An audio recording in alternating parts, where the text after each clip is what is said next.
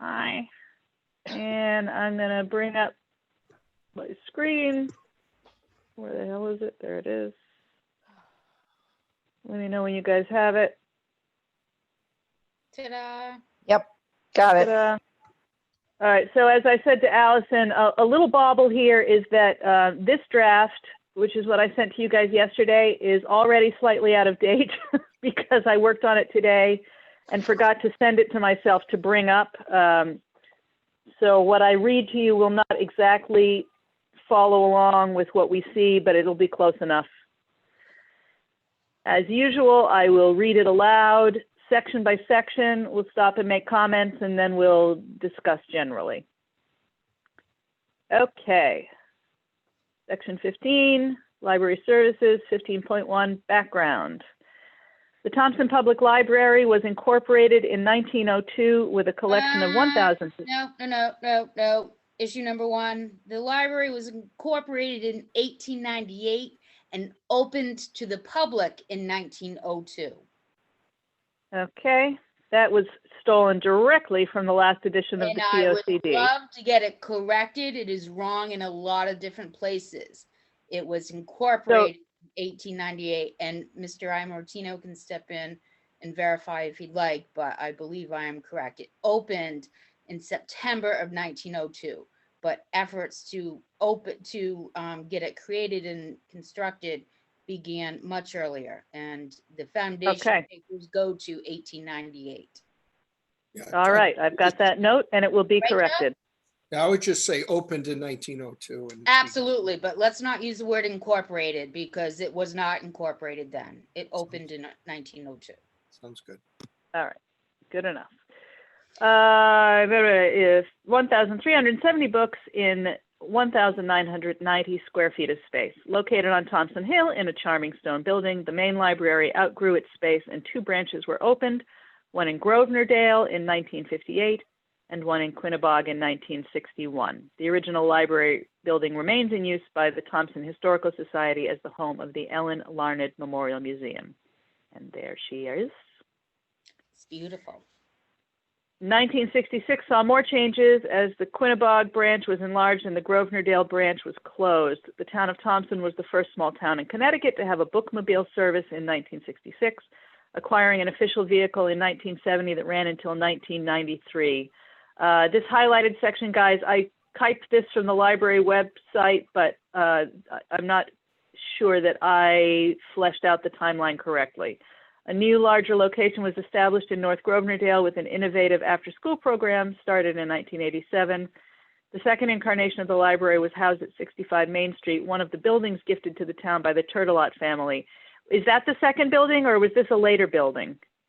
This is the Teague building. This is the superintendent's house. Yes. Okay. All right. So that is correct. All right. Subsequent to its use as the public library, that building served as home to Teague until 2012 and is now the focus of a plan to develop a local small business center. I should be reading off my page because it's different. The current facility was completed in 1994, at which time the 2 small branches were closed and bookmobile service was discontinued. Today, the Thompson Public Library and Louis P. Faucher Community Center is a combined modern, oh, do I not even have my updated copy?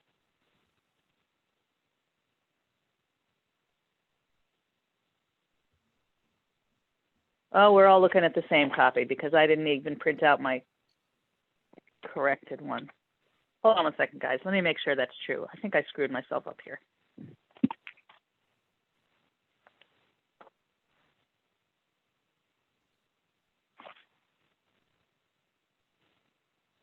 Okay, well, I have more text at the office, but we'll go with what we've got. So at least we're all reading the same thing.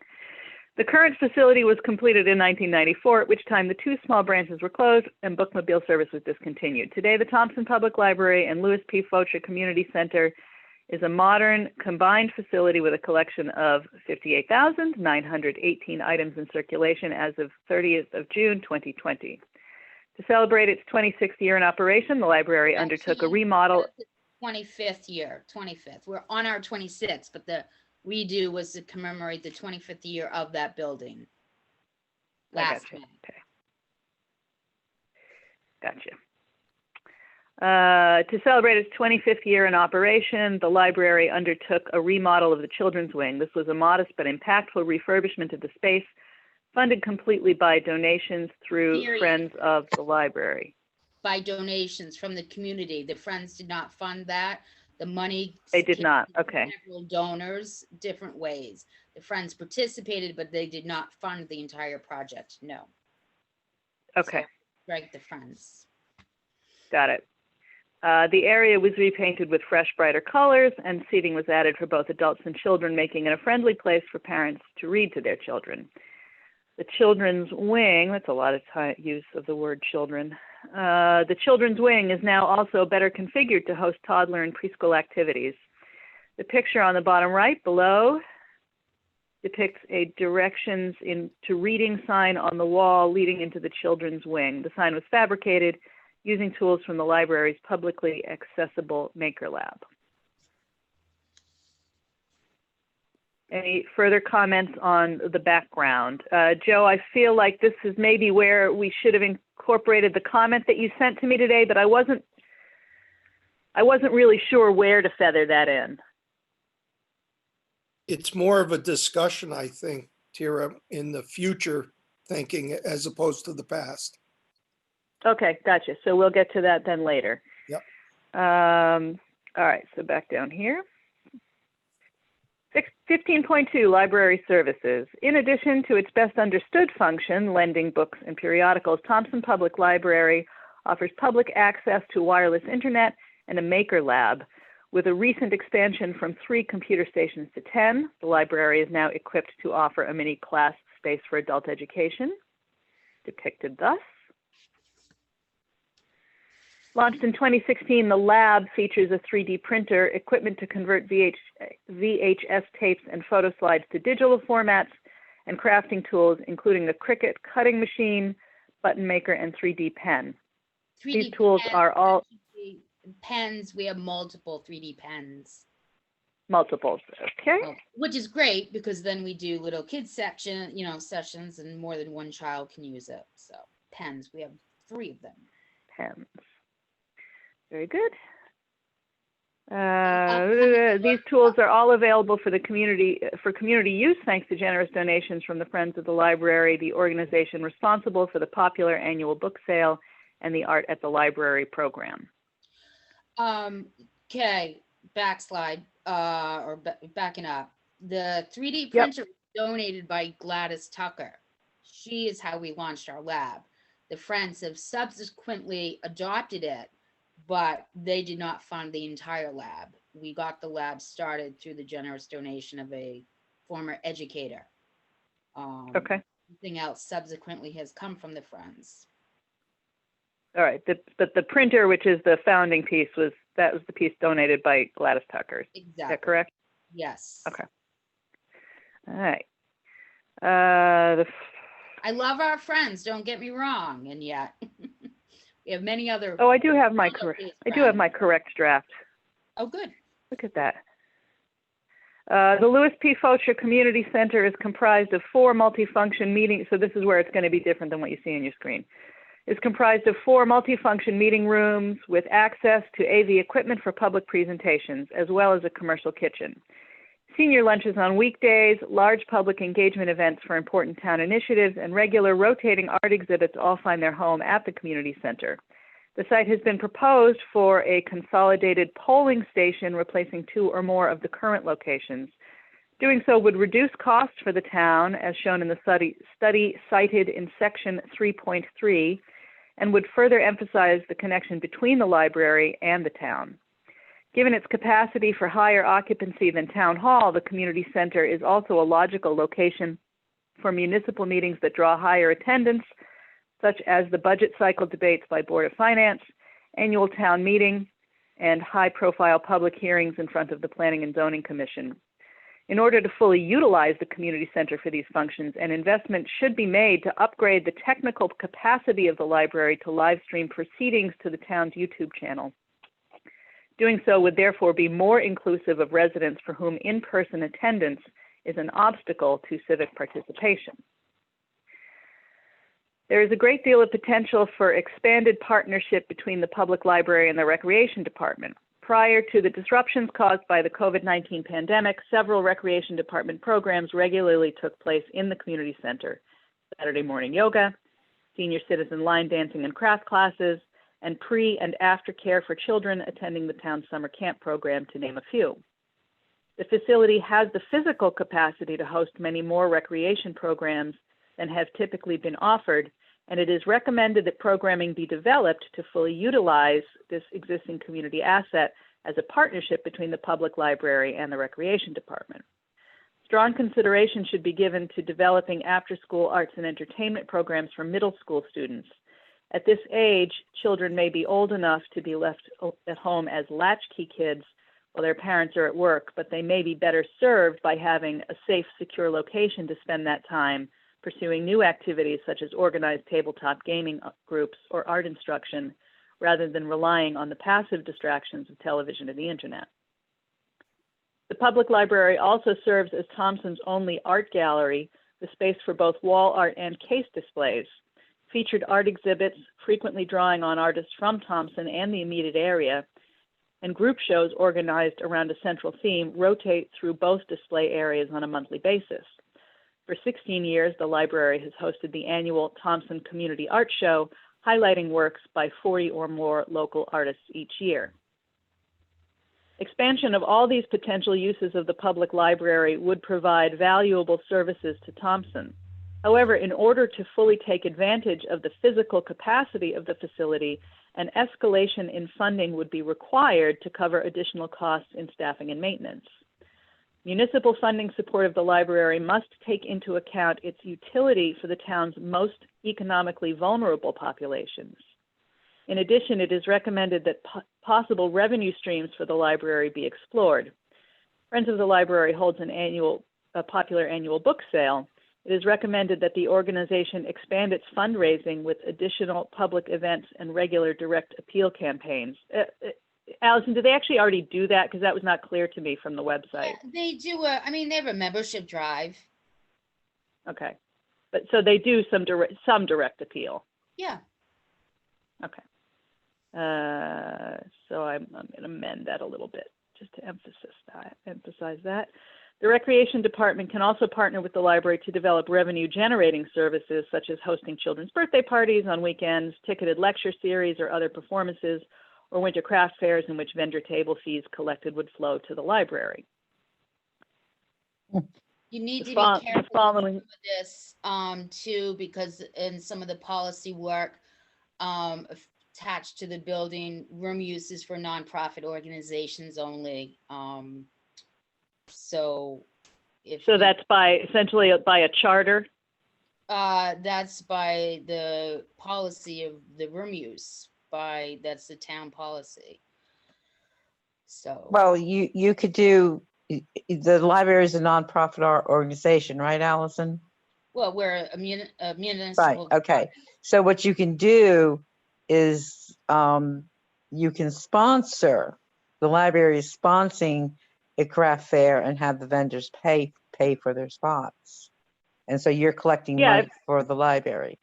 Well, it would be for if the revenue is flowing to the library, it seems like that sidesteps that concern. Yeah. We don't get into we don't generate revenue. That's the thing. Like kind of on purpose. Like that's the arm of the Friends. So if the Friends wanted to sponsor it as an event, they could receive the revenue. Like I don't have a mechanism to receive and expend revenue. I can do grants. I can do donations, but as a profit center, that's not typically a wheelhouse that a public library gets into. Part of it is like I cannot charge to do certain things in terms of lending items at the library, as that's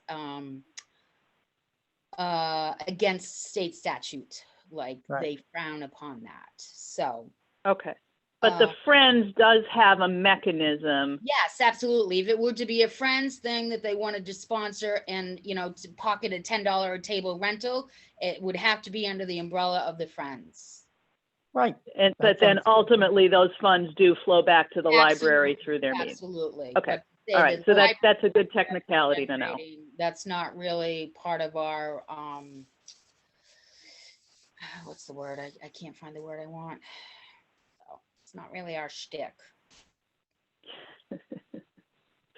Okay. No, those things are important to know because we don't want to make suggestions that can't be followed through on. And that's all I want to help you clarify. Absolutely. Yep. Yep. The following image shows a synopsis of the individual library transactions for the 2019-2020 fiscal year. In considering these numbers, it is important to note that in mid-March, the library was forced to close its doors for most of the spring during the COVID-19 pandemic response, opening up for partial use in May. In order to adjust to the restrictions imposed by state guidelines, the library enhanced its digital content and moved several community programs online. Programs moved online to fill the gap left by the closing of the physical facility include biweekly story time for toddlers, weekly story hours for preschool-age children, and 2 monthly book group discussions for adults. Circulation of books and periodicals was adjusted to allow for curbside or lobby pickup as soon as state guidelines allowed. By remaining flexible, library staff was able to continue to serve the public during an extremely challenging period. And there's your Well said. image. Tara, just a technicality, and of course, like I said, I'm Yep. not the best English person in the world, but you have allow and allowed in the same sentence. I was just wondering if you wanted to take the first allow and say provide. Oh, yep. Nope. Thank you. Good catch. Okay. I usually find those awkward moments when I'm going through it later, but I'm happy to have somebody else catch it. Actually, I usually discover them when I'm reading them because they sound so awkward when they're badly constructed. But okay, here we go. Another important set of services noted in the synopsis above is the provision of publicly available photocopy, print, fax, and notary services. Having these services available allows the public library to act as a de facto small business center for local micro entrepreneurs who may lack capital for basic office equipment as they launch their enterprises. Various services detailed above demonstrate that a library is much more than a repository for books. Public libraries are among the quintessential third places in their communities. As described in this Brookings report, that should be the Brookings report. The Brookings report, third places as community builders. Third places is a term coined by sociologist Ray Oldenburg and refers to places where people spend time between home, first place, and work, second place. They are locations where we exchange ideas, have a good time, and build relationships. Common examples of third places include coffee shops, pubs, churches, bookstores, and parks. What distinguishes a public library in this catalog of informal meeting places is its egalitarian nature. In a coffee shop, pub, or bookstore, there is a transactional element, even if it is only the cost of a cup of coffee. In a church, there is some expectation of formal participation and like-mindedness among congregants. Even casual social engagement in a park setting may be limited by factors such as the weather. A public library is subject to none of these limitations, and it thus provides a truly equal platform for all users. An effective third place combines a central location and ease of access with perception of welcome and neutrality. Thompson's Public Library, as with libraries in general, embodies all of these qualities, making it an anchor site for the community. These qualities and features are particularly meaningful for challenged populations within a community, notably low-income individuals and senior citizens. For the former, the public library enables families without disposable income to provide books and other activities for their children, and also provides access to online resources for job searches, navigation of the health system, and other tasks which may prove difficult with only a phone or an unreliable internet connection. For seniors, formal meal programs, organized book groups, crafting classes, or wellness classes help to maintain an active population while keeping isolation at bay. Brookings expands on the specific value of libraries as a part of the social safety net in a follow-up report, How Public Libraries Help Build Healthy Communities. A reason public libraries are seen as such important third-place institutions is that they and their librarians have gradually taken on other functions well beyond lending out books. In many communities, librarians are also ad hoc social workers and navigators. They help local people figure out the complexities of life, from navigating the health system to helping those with housing needs. This go-to role has influenced library programming and events, with libraries providing advice and connections to health, housing, literacy, and other areas. In aggregate, the many services and features offered by the Thompson Public Library bear out their mission statement. We intend to be the place at the center of our community where you can find what you need and want: information, meeting and study rooms, entertainment, knowledge, and learning assistance, and your friends and neighbors. Comments on this section before we move forward? Just so, that's not our official mission statement. That's my position statement. Oh, okay. Just to be clear. So that's fine. I'll just attribute that to you as library director. Fine, That's just to call it what it is. That's not the Yep. inked in stone. It's close to, and yet this is my own spin on it.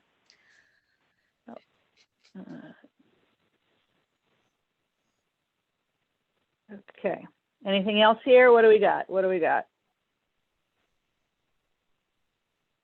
Joe, you've been quiet so far. Cindy? No, I'm listening. I've read it, and We're preaching to the choir here, these two. Come on. Yeah, you are. You Yeah. will get to my section in a bit where I want Okay. to add something. All right, sounds good. Moving on then. 15.3, challenges to library services. And this is my personal anecdote, which somehow got footnoted here instead of where it belonged. Oh no. Yeah, I meant to footnote this elsewhere.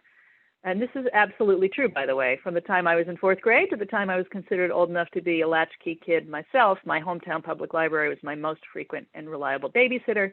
After school, while both parents were at work. Without any program of formal supervision, the library was a safe space for a child of 9 to be alone for hours with only books and librarians for company.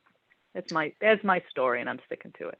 The same thing goes for me. I was a child who was able to walk to the library, went around 2 corners, and I was at the library all on my own all the time. I grew up. I will bet you that I could still walk into the Sherborne, Massachusetts Public Library and put my hands on the exact books that I used to read over and over and over again on the shelves.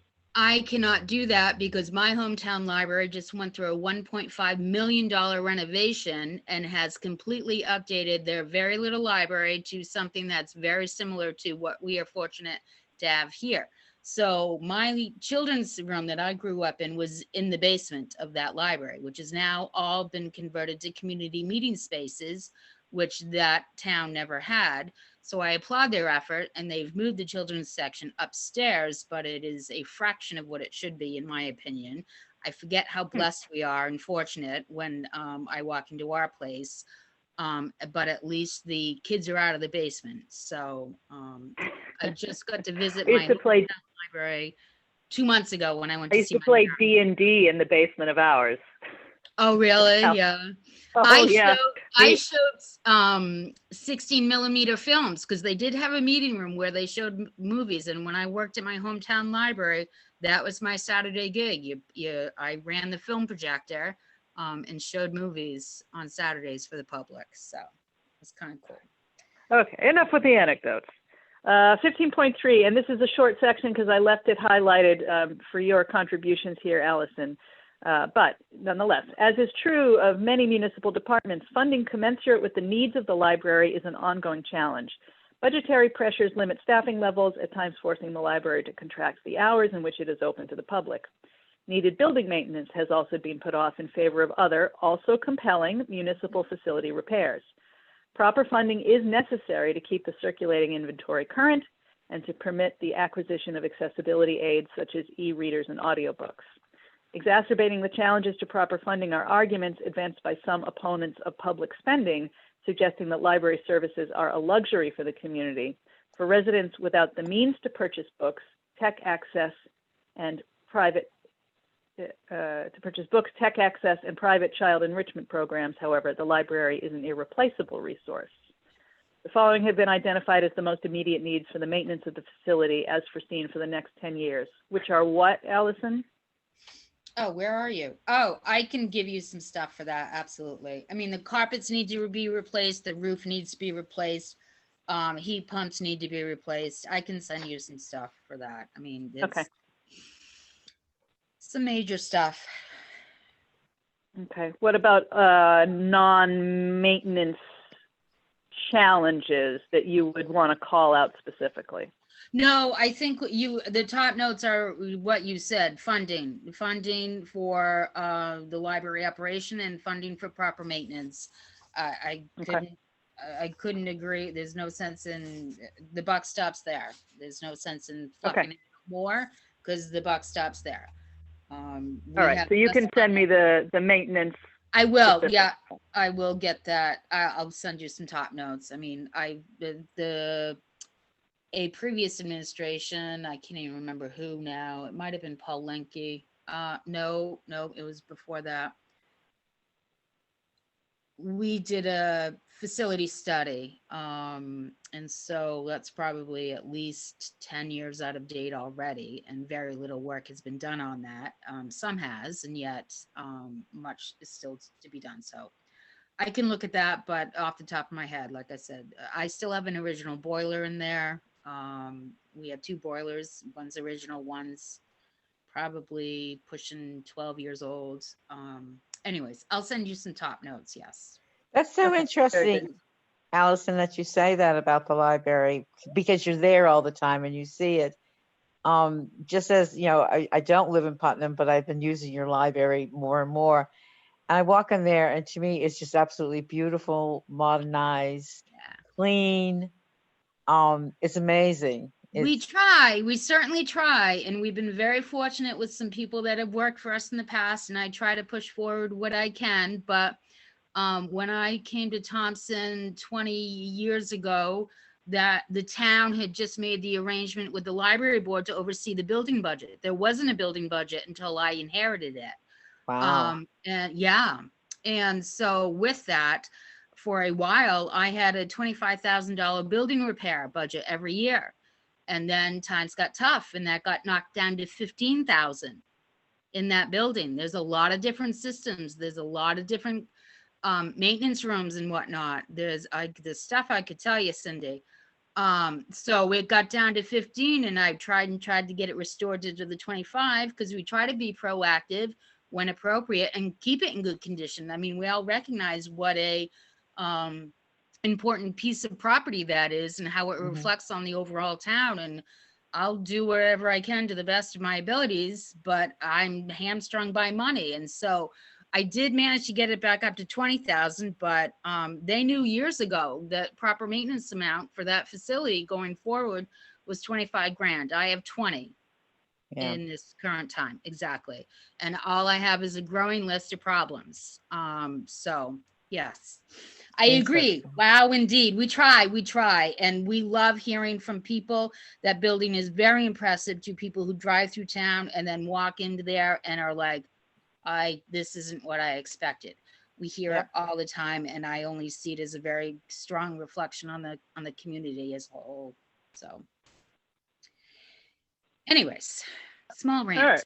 Well, so here's the meat of it, or the grace note, I guess, for each section is the suggested action steps. So I cobbled these together mostly, Allison, out of the bullet points that you sent me, and a couple of suggestions that came from other members of the group who read the section.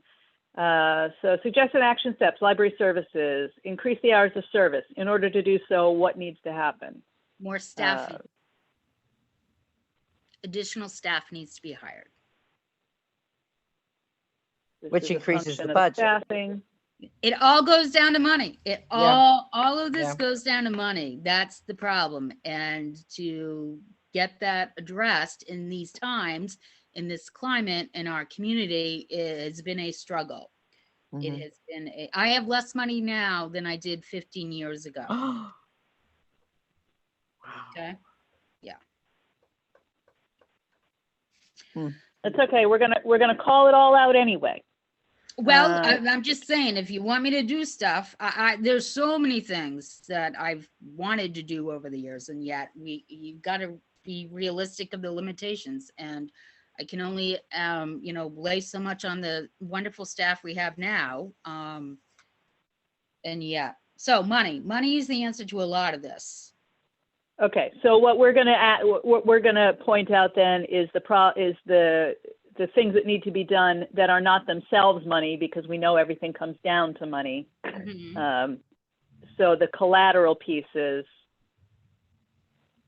for example, increase the hours of service means we need more staff. Yeah, for Staff sure. is a function of funding, but the piece that allows you to increase the hours, the immediate piece, is to have the staff. Yeah, for sure. For that one, absolutely. The website, I don't know. I mean, it would probably need a refresh within 10 years of this document. Like I said in my email to you,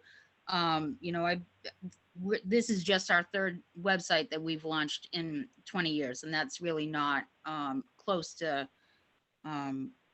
the expectation of the field, and yet that's what our reality is. So this one, when we prioritize them later, will not necessarily be at the top of your list because I would you've just agree. done it.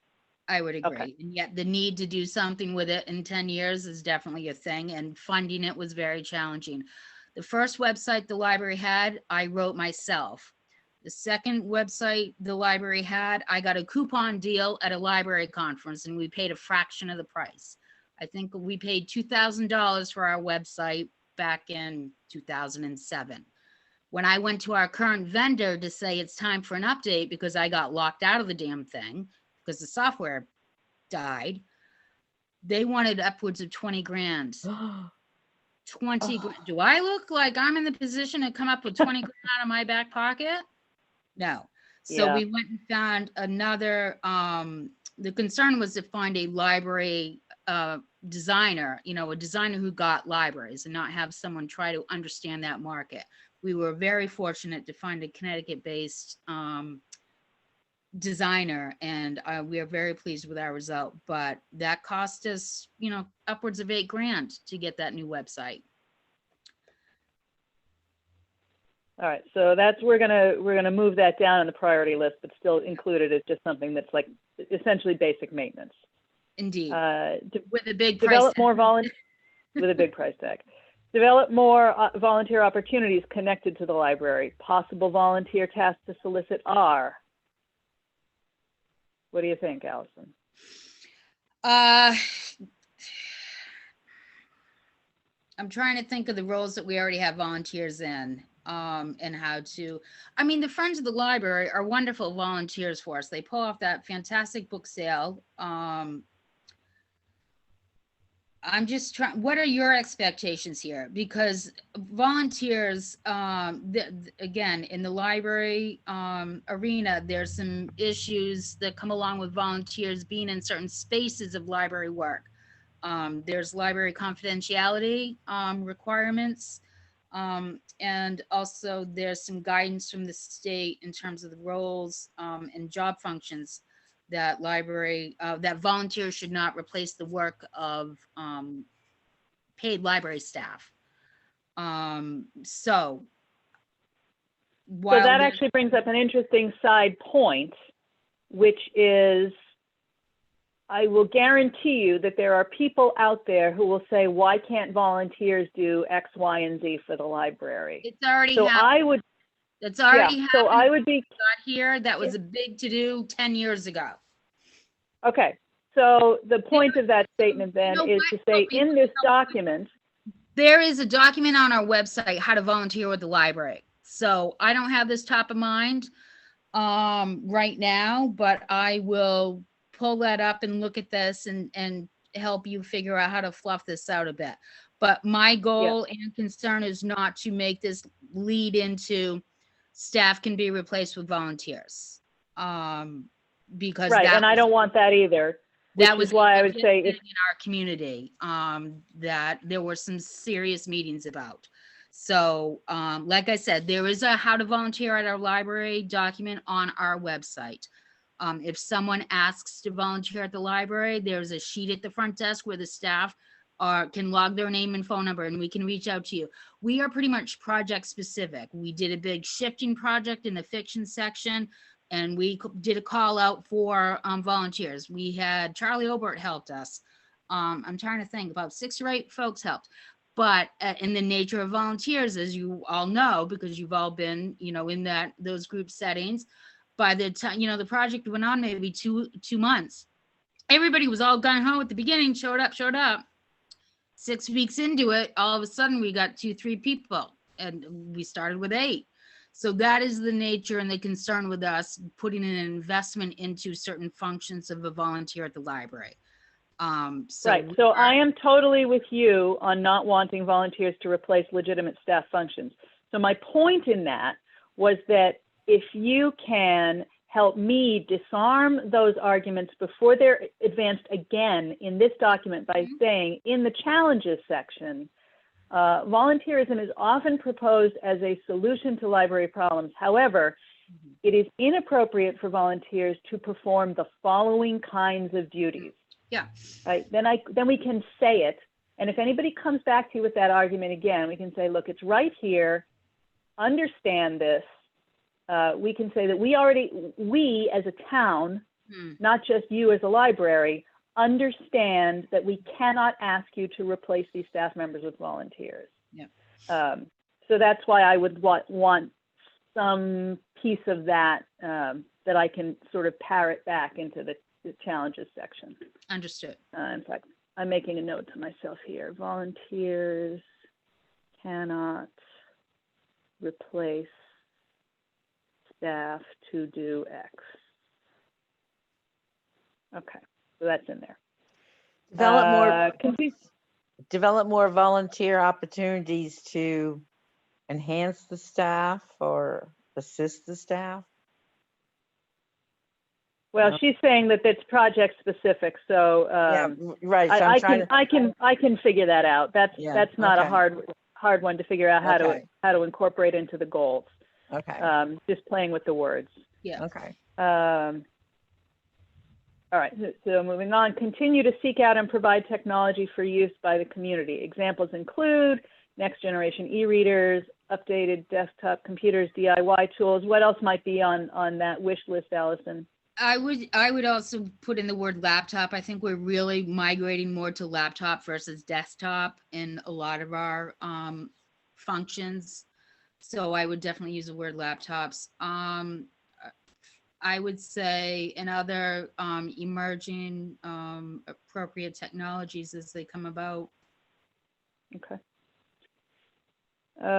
Develop additional early literacy programs to encourage lifelong learning. Some examples of innovative early literacy programming hosted by libraries are, I was looking for stuff online, I just ran out of time. Are you aware of any in particular?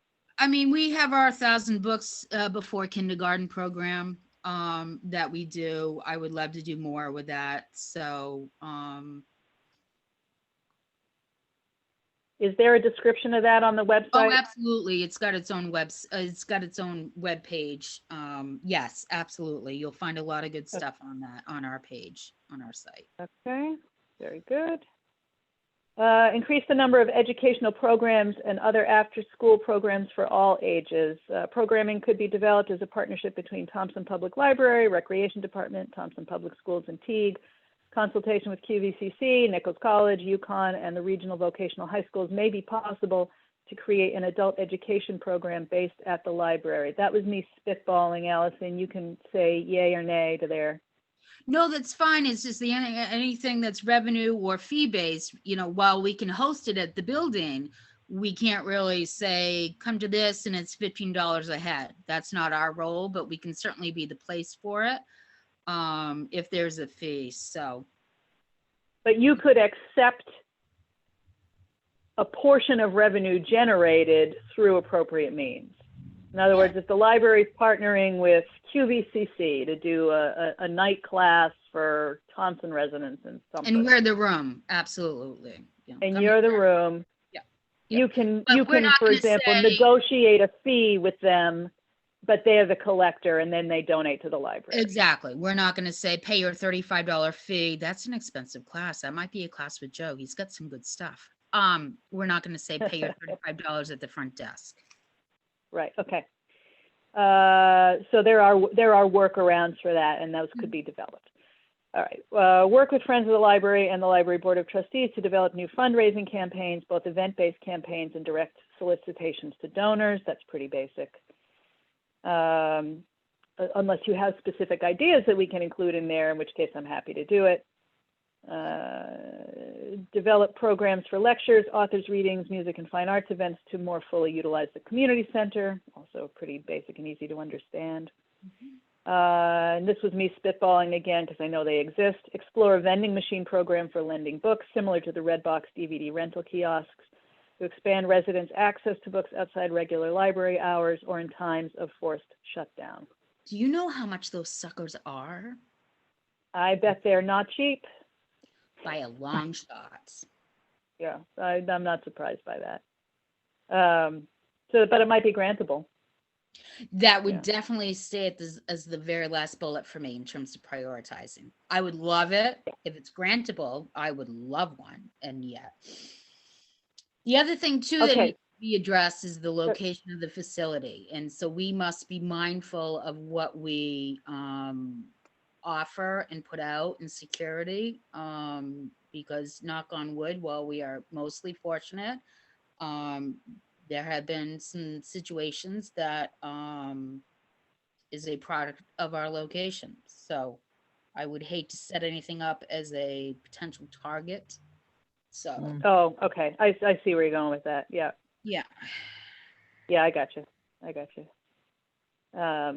Well, we can, there are Hail Marys sprinkled throughout this document. So that can be our Hail Mary. Dream big. I don't mind some dreaming big. I can probably give, this is one of those things I need a little more time on to process aside from our 2 conversations this week.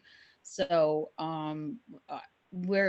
I don't like to live in this kind of living that we're doing right now, but we as the library board has not had the opportunity to be dreaming or proactive or future thinking more. It's been more reactive in the last 8-9 months. I think we'd all agree. So I think that's similar for a lot of people for sure. Absolutely.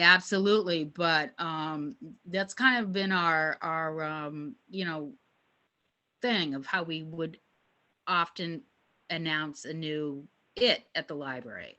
A new piece to the lab, the redesign of the kids' space, and we're all just kind of in a holding pattern right now.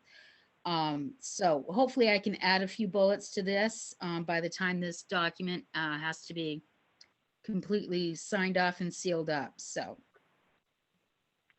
Okay, anything that jumps off the page at you right now? No, I think it's all good. Okay. Joe, I think you said you wanted to chime in sort of as we're looking for future ideas here now. Right. So let me just tell you a quick story. So my wife and I, we've traveled quite a bit for research. And historically, we've gone to many, many towns or cities. And when we go there, we're looking for certain pieces of information. We typically end up in a library and we find out the history of whatever we're looking and researching. So this isn't one town, 10 towns. We're talking dozens and dozens and dozens where we can walk into a strong section inside of a library where I can gather that data. Now, right now, Thompson's Library does have a historical section, and that's good. One of the challenges we have, historical societies only open 8 to 12 on Sundays only. That's the only time it's open. If we were able to move more of our collection down into the library, I have paid tens of thousands of dollars. This is not 1,000, not 5,000, not 10,000, more, tens of thousands, which we have paid to libraries for the research materials, purchased books, purchased copies, lots of money, big money. And I think that somehow the Historical Society collection it can draw revenue. We've got 100,000 photos. We've got even more in documents and artifacts, and those are unique. It's not Uncle Tom's Cabin that every library has. If we could put that down there at the library and allow it to generate revenue, I think you can leverage the facility that it's open a lot, and you have unique content that nobody else has.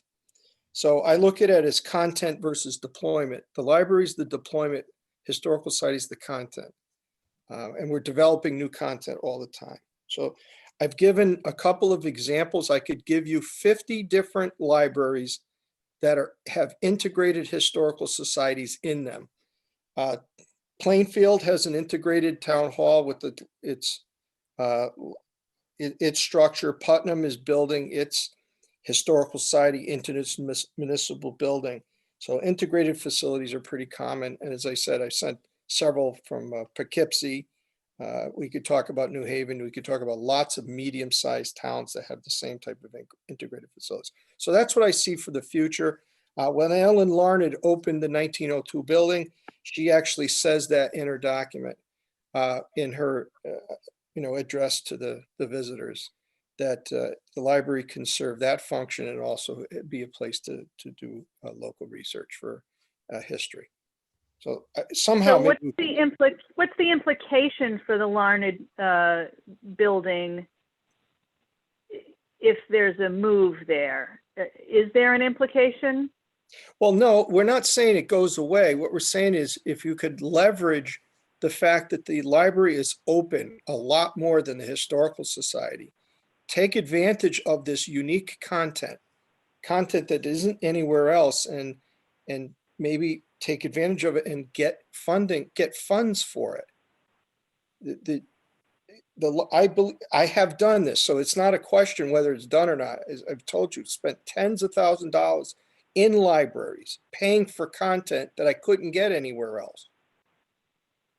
So I'm saying the library, we could come up with some unique way to help maybe bridge that financial gap to. But see, Joe, when you, just to help you with the backside on the money, and every library is different, every municipality is different. We don't keep the revenue. We're not allowed to keep the revenue. It goes to the town's general fund. And while some may agree and say, well, it all comes back to you eventually, you take from that pot too, it would not specifically benefit the library. And so again, I mean, a workaround suggests itself to me right away, which is, just like we were saying with the class, the theoretical idea of an adult education class that is for fee. They're just not paying you directly, but the arrangement, the negotiation is made between the Thompson Historical Society and, again, let's say, Friends of the Library. No, but what Joe is saying is he's walking in there and he's printing things, he's copying things. I turn the copy and print funds collected over to the town. Do you see what I mean? So I see what you're saying. I think the involvement of the Historic Society changes it. Yeah, that's what I'm saying as well. But I'm So, trying to, I'm more than open to talking about this. Absolutely. I totally get you on the hours of access. There's a few other, I mean, it looks like a big building. Space would be an issue. I'm wondering where we would house this. So clarify something for me, Allison. Let's just for the moment, assuming that we can do this thing in some, or that we are planning on doing this thing, which I'm not saying we are. Earlier, when you said that your mandate or however your internal rules are written do not permit you to collect revenue per se. Is that because of statutes governing libraries, or is that just the way your organization is constituted? That's how library governance goes. It's state statute. We cannot make revenue. And that's why people come in and make print pages from our computers. I turn that print money over to the town. People come in and use our photocopiers, or we copy things. I turn that money over to the town. People come in and fax things. You wouldn't believe how much faxing is going on right now. Thank God we have a You're fax. right, I wouldn't, because that's like I'm such a dead telling you. technology, but No, I'm telling you, it's legit and it's real. And we didn't have a fax machine for years and years. We sent people other places. Finally, I said the hell with it and tried to find the most, the least expensive situation for us, which I believe I did. And so we have a fax service, and it is ridiculously popular. Ridiculously popular. And that money I have to turn over the town. We do not. okay, so I'm gonna jump off, I'm gonna jump off your statement that it is by state statute. Okay, so if Joe is saying that he has gone into other Connecticut libraries and there is a revenue collection that is getting to libraries, what we need to do is But I explore don't how know that those Joe are knows set that. up. Joe's handing these libraries money, but Joe doesn't really know where that money trail goes. So I don't that's know true. if any money is any library is pocketing revenue as a result of sharing their collection. That's really not, I would be surprised. Maybe some libraries are. I'm not saying they don't, but we take in X amount of money and I give X amount of money, that same amount, over to the town, and they deposit it in their fund accounts, and it all goes to the general fund. I don't profit from any of it. Okay. So there is a sort of a hanging idea there that could be explored, and if there is a workaround, we should discover if that workaround exists and is legal. I totally get Joe on the access of it, and I would be glad to have a follow-up conversation on it. And yet the expectation that we would benefit, the library directly would benefit, no, that's not true. And the other thing too is that there's kind of missing from this, and I said money, everything goes to money. You want increased hours of staff, or increased library hours, that goes to staff. The other thing too is qualified staff. And this is no knock on anyone down there now. We have a wonderful staff, very customer friendly staff. And yet it's the staff we can afford. I am the only librarian on staff. I am the only one with a master's degree in library science. That is pretty much kind of standard in our small neck of the woods. And yet you go closer to the cities and there are several staff with a master's degree in library science. I am the only qualified librarian. I technically should have a mastered children's librarian. I don't. I should have, my reference librarian should be a librarian. She is not. You cited earlier on this, the crossover of social work. Libraries are hiring legit social workers now. Staffing, the complement and the makeup of our staff should be moved forward, and the ability to do that, something like Joe is offering, that's a pretty research-centric thing, would really benefit from having a librarian, not just a library assistant, in the future that could assist with this type of additional expectation of having a collection like this available to the public. I think it'd be wonderful. And yet it comes, it's got to be structured. Yeah. Oh, did we lose Joe? So, yeah, but he just came back in, I think, or Oh. he just tried to come back in. So it has I to just be tried to admit him. structured so that the person that's assisting is qualified to assist with these historical documents. That's Exactly. what you're saying, Allison. Yeah, yeah. And which is understandable. Yeah, and I'm making another note under that challenges section that staffing includes not just numbers of bodies, but qualifications. Exactly. Thank you. And what you just told me that, the expectation for a library is that there are separate librarians for these functions, children's librarian and reference librarian, who are credentialed. Yes. I don't have an IT person. I have over 30 computers. I don't even know how many printers I got.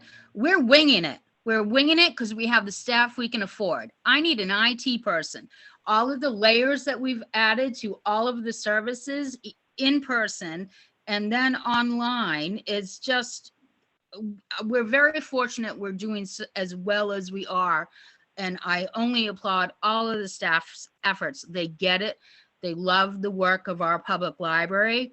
And yet we are to a tipping point that we need to step up the level of staffing, which comes at a cost, obviously. And yet, if there's this community expectation or a get that we want, and we don't have the right skill set on staff to do it, why chase this if you can't support this? You probably can't see me. I'm doing some great hand gesturing right now, only for No, my we can all see you. It's just I that none can of see us you, are on Allison. screen. Okay, good. Then it's not going to waste. So No, I see your I would hands. frankly make that the number one bullet on this, because as the staff that I have now moves towards retirement or separation, the ability to move that forward, because I have people with 30 years experience. I'm not going to buy that. So, yes, I would make staffing bullet number one. Okay, that is Interesting. something that I can definitely do. What else do you have for throughout the section, Allison? Anywhere here, or any of the rest of you, obviously, since that's why we're here.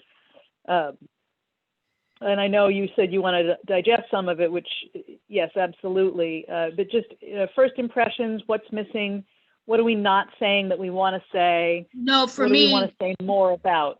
For me, what I just spoke about with the on the staffing and the credentials and whatnot, not credentials, but you get what I mean. That is what I wanted, that I knew I wanted to bring to this meeting. So I just said my piece. So okay.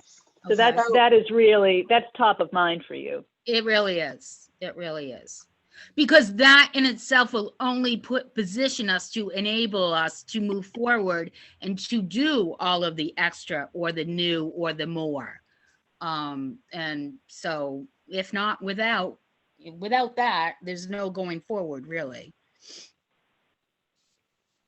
So before I read the new write-up, I reviewed the one 10 years ago.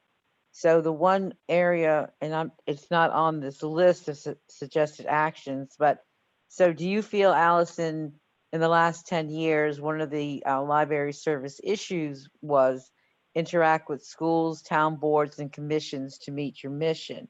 Do you feel that you have been successful in doing that in the past 10 years? I would put it back on here and say continue to work. I feel we do pretty well, and yet it is a priority that I make sure the staff is, pushing things out to this pocket of people or that pocket of people, and it definitely should be and must be, continue to be a priority. Thank you for calling that out, Cindy. Yep. Okay. Well, that's the one thing I picked up on. Yeah.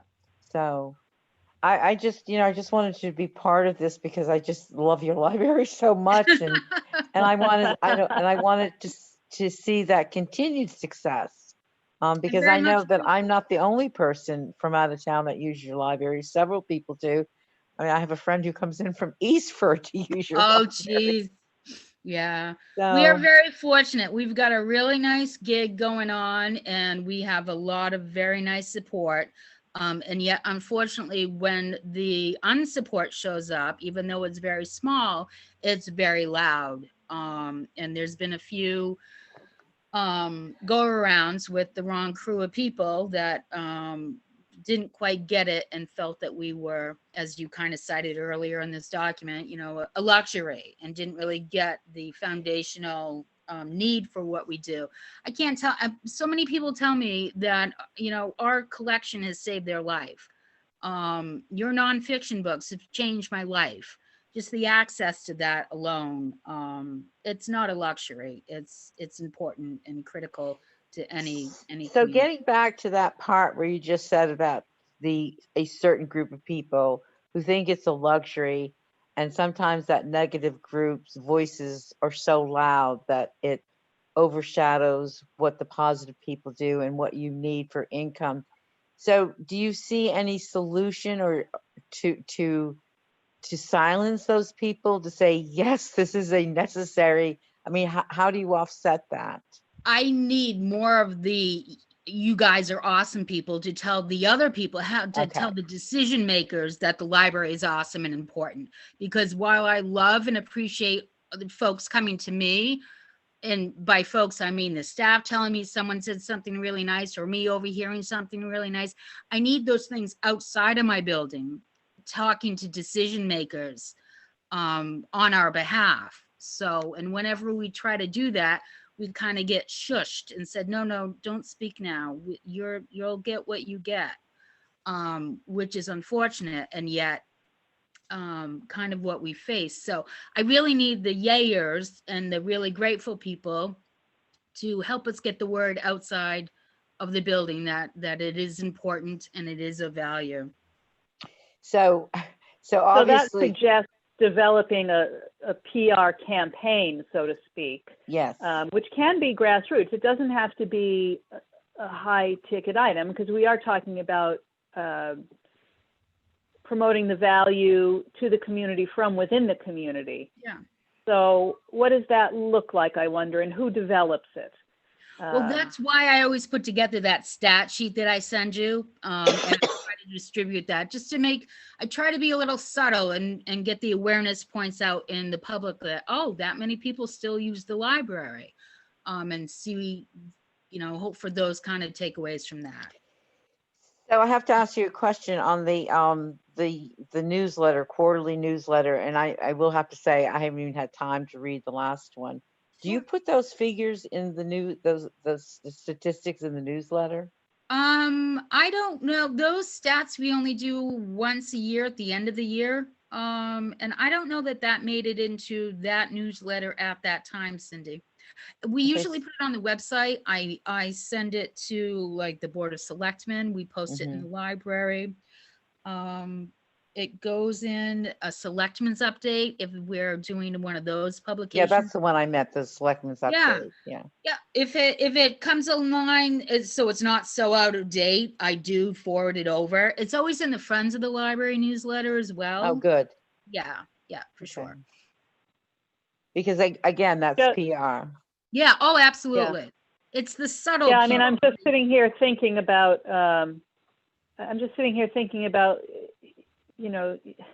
using some of our resources to do in-person testimonials and post them on the town website, not just the library website. Something that, again, draws that connection, that is genuine, that is community-based, and really doesn't cost a thing.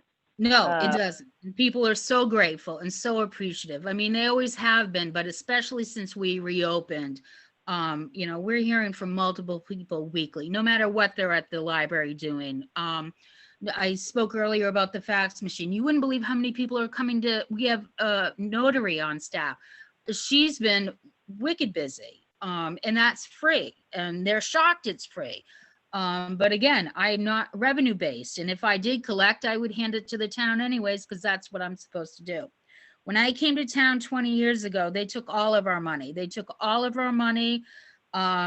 From if someone paid for a lost book, the town took it. I changed that because I'm supposed to buy the book back or replace the book. So I did reclaim some of the revenue. They took, we have a trust fund, a very small trust fund, that came with the library when it was an association library, and has grown, a little bit. The town, before I got here, took $3,000 in interest every year. It was part of the annual budget process, and we'll take $3,000 from the library's trust fund. Okay, so I shut that down. But some of the money, most of the money still does go to the town. So people are just so grateful now. And yet they would pay if they could, but if they did, I would have to give it to the town. So I'm just trying to think through the logic of this. So you remit whatever monies you do take into the town. Okay, we understand that. And the town does give you a budget. Is there any relationship between the monies that you give to them and the monies they give back to you. I mean, even the most informal of commitments that, you know, we're giving this because it's structurally required, but No, not really. the expectation is there, or should be there. No, not, that's why I keep the book money now. If someone pays for a lost or damaged book, it goes in our trust fund, and then I replace the book straight out of the trust fund. So I don't know that they really want to get into the mechanics of trying to do the accounting for that. So Well, I am interested in illustrating our deficits as human beings. I assume that you have an accounting sheet that says what the library collected either within 1920 and therefore also what you received in that budget year to show the actual amount that they're really giving to you as opposed to what was already funded by what you collected. I would be I know, but it's nothing. It's really nothing. So I mean, I think we collect $600 in copier fees. We collect it's peanuts. So Okay. Yeah. All right. So it's not like you're getting major revenues from, no. I don't even know what they would be, from people using spaces or, okay. We don't charge for that because it's for a nonprofit. Yeah. Because So, it's for nonprofits only. Okay. Yeah. All right. So that's a little bit clarifying. So I was going to say, if it's significant amounts of money and no, it's not. they're giving you X amount of money, but if you take away the amount of money that you put in, it's even less, then, you know, that would be something I would illustrate. Okay. So that's more of an annoyance than anything else. Yes. Okay. And yet the people Joe, are what else do you have? Got it. You got everything I had. Really? Yes, madame. Joe, Yeah, I you totally guys want to did. talk sideline about this collection sharing thing too. I'm here for you, kid. All right, kid. That's so funny. I love that you do that, but no, this chick just turned 50. I ain't no kid no more. But You certainly are a kid. I agree with Joe. Here to- Yeah. Alice and I are both on the half-century mark this year. So. Yeah. Mhm, Yeah. mhm. Yeah. All right. I won't. I'll keep my mouth shut. I'll gladly take that from what I'm at. Well, I'm sure you So- both look nothing close to your age. Thank you. So here's something I'll suggest, possibly as a closing piece, unless we want to like really continue this with more. Joe, if you could just posit how you think that might work, again, because this document is not prescriptive, right? It's not regulatory. You know, an exemplar of, we could partner with the library in this way. It could look like this. Then I can describe that, and then it becomes much more interesting than just the dry bullet points. If you think you could do that, essentially before the end of November, because that's when my first draft is going to be done, period. Let me just make sure I'm understanding what you're asking. You want me to summarize what I was saying to you in text and send it in the next couple of days? I want you to summarize, well, what you were saying to me, but how you think it would work. Not down to the nitty gritty, here's the cost of a penny nail, but, you know, the Thompson Historical Society could move these collections from the Larned Museum to the Historic Society because we've seen the most interest in them, but we want them to be more accessible, and have a volunteer from the Historic Society to address this collection because it belongs to, I mean, whatever, just something brief and charismatic. Sure. Well, just one simple example. We have 100,000 photos that sit unlooked at, never looked at for 99% of probably the life of the photo. And they have a searchable database. There's no connection to that database today that we have. Imagine that we were able to put that computer a computer down at the library and they can search the 100,000 photos that exist of Thompson today. Hmm. That's what we Is want. that software based, Joe, or what? Is that a software? No, it was my personal hobby of going around and taking all these photos and digitizing them and Oh. just, So it's on a hard drive somewhere, mean, but this not uploaded to database. a cloud at all. yeah, it's no Right, right. I cloud, mean, nothing. database access to it. Yeah. And that's it. It's just a shame. You've got all these great things that if somebody's looking for them, let them come look. And then they, Yeah, I would love to unlock that and share that. Absolutely. yeah, Joe, you and I are getting together soon. okay. I'm here for you. Oh, it's like a love connection. I love it. Joe and I, see, I met some really key people early on when I got here, and Joe is like at the top of that list. And I've always really appreciated knowing him early on. So, Joe is at the top of a lot of our lists, I think. oh, I know that. Yes, Joe you're- loves and hates that. Joe, while I have you on the line, are you doing any of your programs virtually at this point for the Historical Society? And Yeah, wink, we wink, want to have do one one. for the library? We have one for the, I'm sorry to say this, from the Dudley Library in a couple of days. Okay. Sorry. But yes, we do. No, we don't do- apologize for supporting or offering to any library, but let's you and Roberta and I see what we could get on our calendars for maybe after the holidays. Absolutely. Whatever you'd like. We're busy. Okay. We got plenty of stuff to offer. Wonderful. We'll do a little mini program after the new year. You got it. Happy to do it. Thank you. Thank you. Okay, anybody have anything else tonight? Because we've been at a little over an hour. We can wrap or we can go on. I'm happy either way. Yeah, well, if Allison and Joe don't mind staying for a couple more minutes, I'm just looking at the old the past conservation development plan. So I just wanted to make sure that these issues that were issues 10 years ago, just to go over a few of them, budgetary is always there and staff is there, right? Mm-hmm. Yeah. Okay. So, and so your facility is clean. It says continual need for a clean facility. So your facility always looks clean. Thank you. So Cindy. is that an issue? No. What you should know about the previous version is I did not even have like a pseudo conversation with the previous author of that. So I was like, all right, that's some interesting community input because that was all new news to me. Oh, wow. Interesting. So while I can tell you yes or no, good to go or whatnot, those were not expressions on behalf of myself or the library board at the time. That is so interesting. Wow. Wow. Okay. All right. So, Well, I've observed several times that it's obvious to me that document, although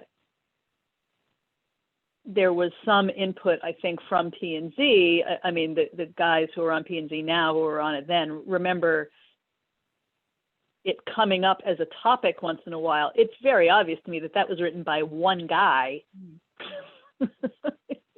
and not and fairly quickly. You can just tell.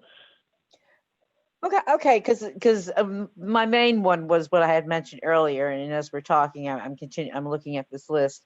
I think we've covered a lot of things that Allison, you're concerned about, and with Tara's input and Joe's input, because you were the guys that are actually all doing this and been in this community a lot longer than me. And of course, Tara's the planner. So yeah, I thought this was very productive, enjoyed it. Putting my 2 cents in. Cool. Okay, Sarah, I'm happy to call it a wrap. Yeah, go ahead, Allison. One more correction. My name is spelled with a single L.